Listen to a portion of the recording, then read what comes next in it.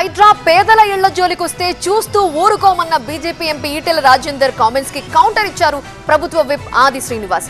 BJP పాలిత రాష్ట్రాల్లో అక్రమార్కుల ఇళ్లపై బుల్డోజర్లు వెళితే గొప్పగా చెప్పుకునే బీజేపీ అదే పని ఇక్కడ కాంగ్రెస్ ప్రభుత్వం చేస్తుంటే ఎందుకు వ్యతిరేకిస్తోందని ప్రశ్నించారు.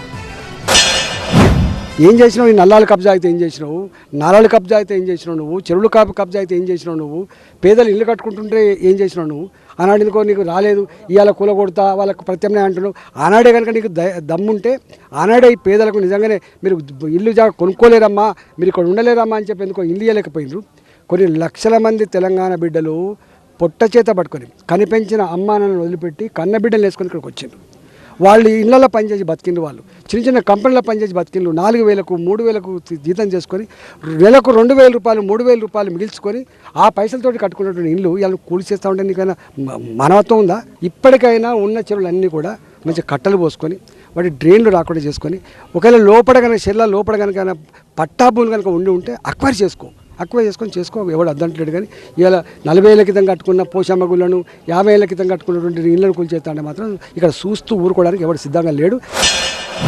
భారతీయ జనతా పార్టీ వాళ్ళ రాష్ట్రాల్లో బుల్డోజర్లు తీసుకుపోతున్నామో మాది బుల్డోజర్ సంస్కృతి, తప్పు చేసిన వాడిని మేము ఎక్కడ విడిచిపెట్టమంటారు. ఇక్కడ మా బుల్డోజర్ బయలుదేరితే బీజేపీకి భయం వేస్తున్న సందర్భం. అరే 2022 మేము వస్తాం అనుకుంటుమి.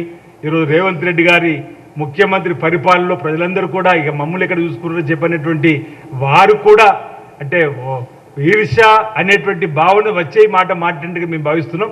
వారు చేస్తే ఒప్పు, మేము చేస్తే తప్ప. హైడ్రా చేసేటువంటి పనికి ఇప్పుడు ఆ ప్రభుత్వంలో ఉన్నటువంటి ఒక ఎంపీ గారు స్వాగతించినట్టున్నారు. బుల్డోర్ గడ్డం వస్తే తొక్కుకుంటూ ఉమ్మని అన్నట్టుగా కూడా చూసిలేదు పత్రికల్లో.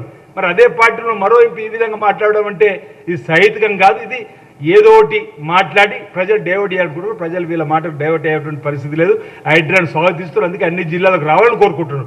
సగటు పౌరుడు సరే మీరు అన్నట్టుగా ఎవరైతే పేదలు ఉంటారో వారి కోసం కూడా ఈ ప్రభుత్వం ఆలోచిస్తుంది.